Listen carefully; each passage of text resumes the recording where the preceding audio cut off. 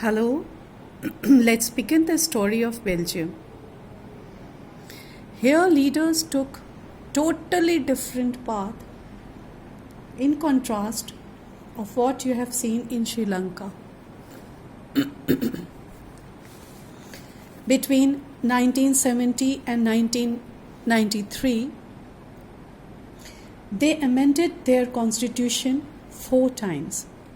Remember, 4 times, so that changes can be incorporated in the constitution with a view that everyone can live together in a same country with mutual respect and peace. Let's understand their model of power sharing. Number 1, according to the constitution, the number of Dutch and French-speaking ministers shall be equal in the central government. Thus, no single community can make decision unilaterally.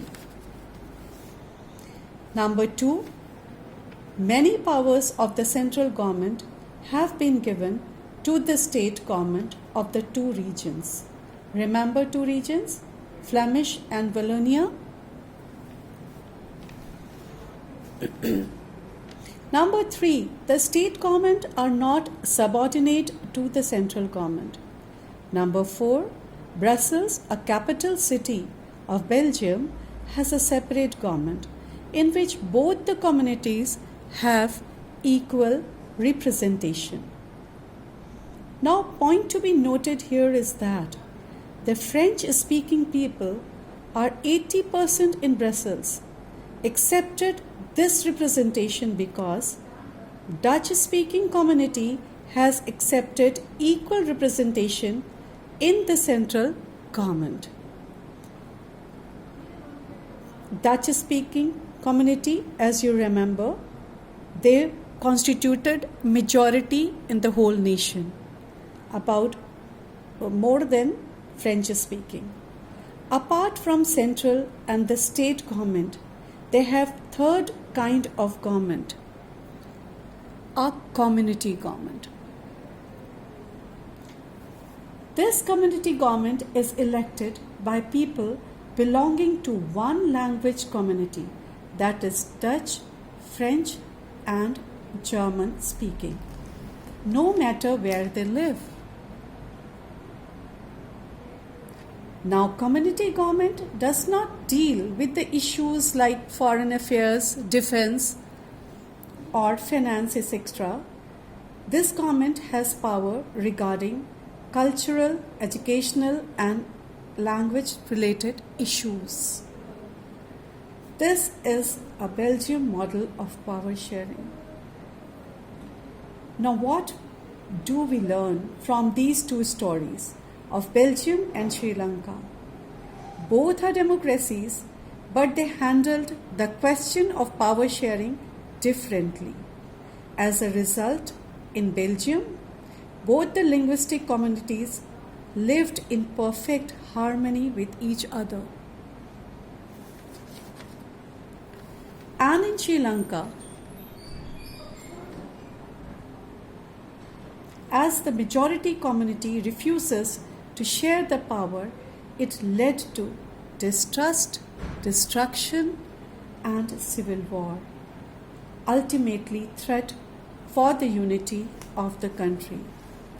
So, the moral of the story is that in any democratic nation, all different communities should get equal representation in power sharing.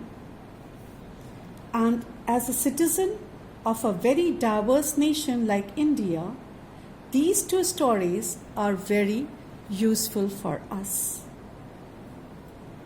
Now, the last topic of the chapter, and that is why power sharing is desirable, or what is the need of power sharing.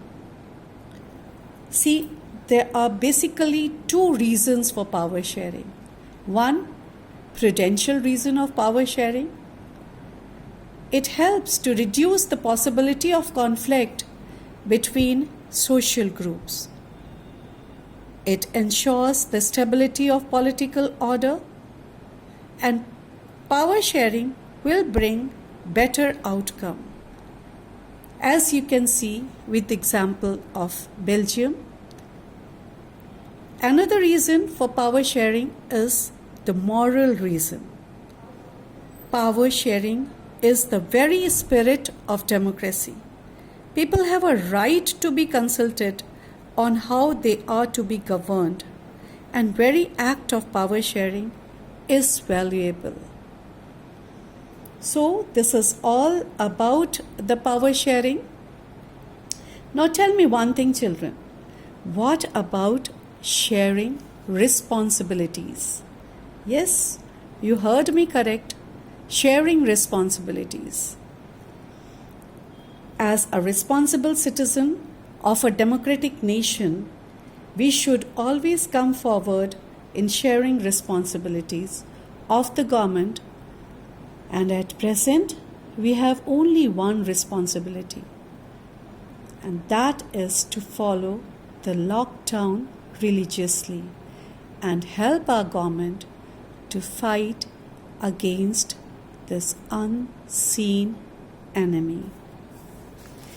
With this, we have covered the first chapter of civics, and that is power sharing. In my next video, I'm going to start with the second chapter of civics. Till then, take care. Have a great weekend. Bye.